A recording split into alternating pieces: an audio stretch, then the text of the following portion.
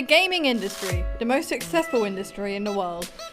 Just in the year 2018, video game revenue hit a new record, reaching over $43 billion US. Guaranteed you may even have a favorite game yourself. If not, you have surely played video games at some point of your life, likely even on the very device you are watching this on.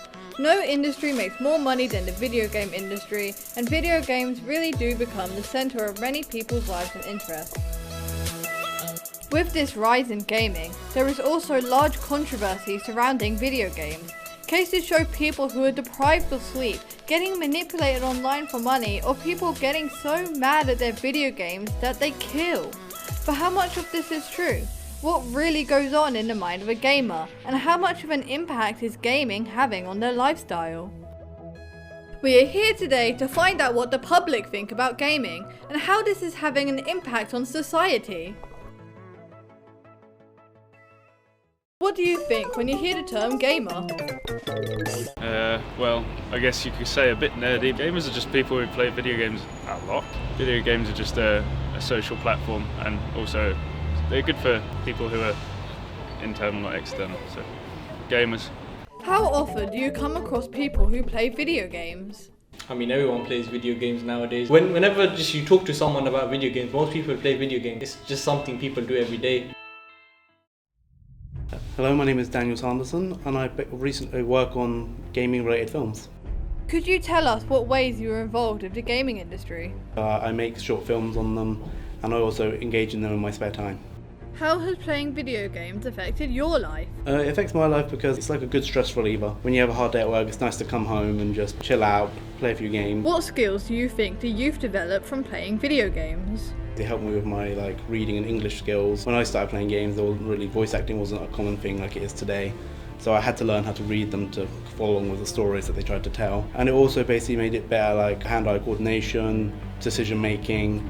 Do you believe that video games encourage violence? No, I don't think they do. I know that basically in America, the media industry likes to push the narrative that video games are bad and they're causing violence in children. But there has never been any conclusive links between the two. There's more studies going against that theory than there is for it.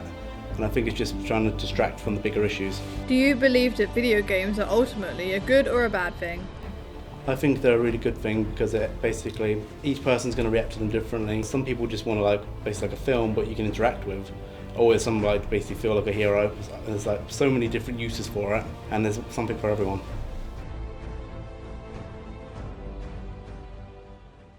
How do you think the gaming industry is going to impact the future of young people?